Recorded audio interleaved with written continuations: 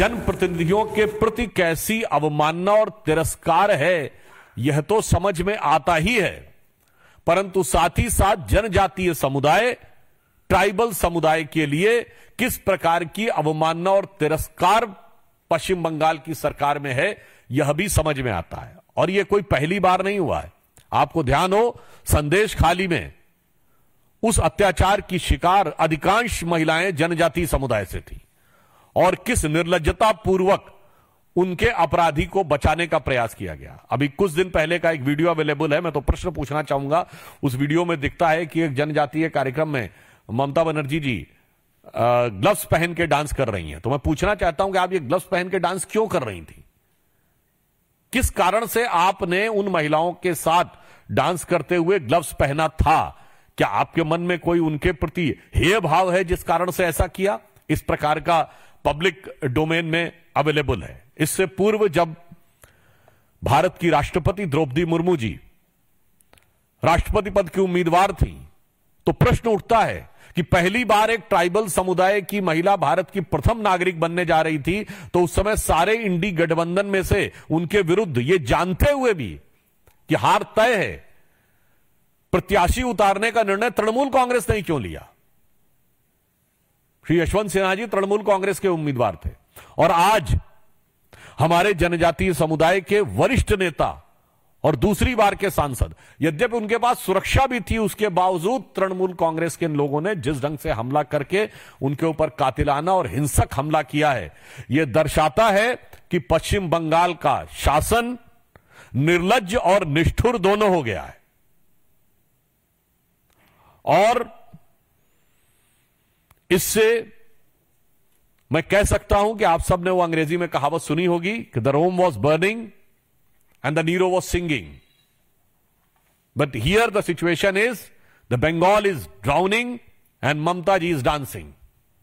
ये दोनों pictures available है और ये हर भारतीय को, हर बंगाली को हृदय को चीरने वाला है। और मैं विनम्रता से कह सकता हूं कि जिस प्रकार की घटनाएं, हिंसाएं बंगाल में दिखाई पड़ रही हैं, ये श्री अरविंदो का बंगाल नजर नहीं आता है, ये रामकृष्ण परमहंस का बंगाल नजर नहीं आता है, स्वामी विवेकानंद का बंगाल नजर नहीं आता है, गुरुदेव रविंद्रनाथ टैगोर का बंगाल नजर नहीं आता है, ये शाहिद हुसैन सोहरावर्दी का बंगाल नजर आता है।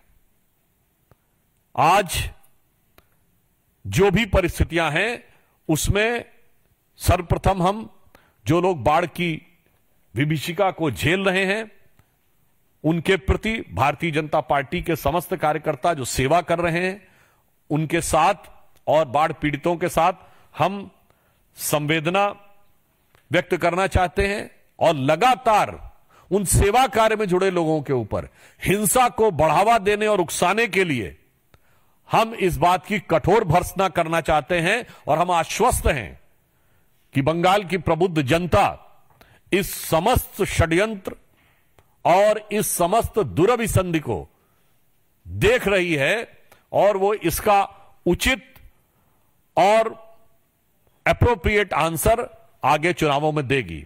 और मैं ममता जी को यह भी कहना चाहता हूं, भारतीय जनता पार्टी के कार्यकर्ता और नेता, आपके इस अत्याचार, अनाचार, हिंसा से रुकने वाले या झुकने वाले नहीं हैं। हम उस संकल्प के साथ आगे बढ़ रहे हैं कि वह पथ क्या पथिक कुशलता क्या जो पथ में बिखरे शूल न हो, वह पथ क्या पथिक कुशलता क्या जो पथ में बिखरे शूल न हो, नाविक की धैर्य परीक्षा क्या जो धाराएं प्रतिकूल न हो।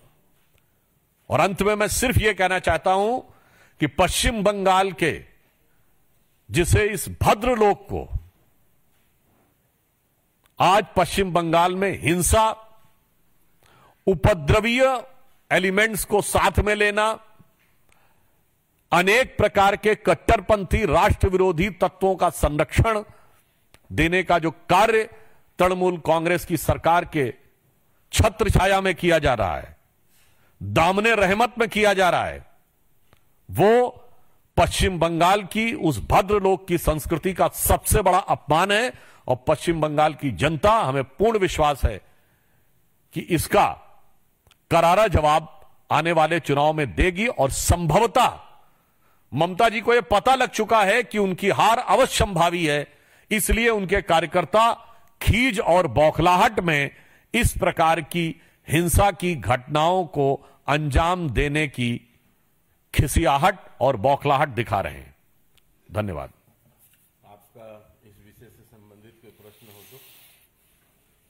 सर, 2019 के लोकसभा चुनाव से देख रहे हैं, विधानसभा चुनाव और लगातार जो बीजेपी के नेता हैं, कार्यकर्ता हैं, हिंसा का शिकार पश्चिम बंगाल में होते रहे, तो आपका कहना है कि इसमें भी सीधे टीएमसी के कार्यकर्ताओं ने हमला किया है, ये आरोप है?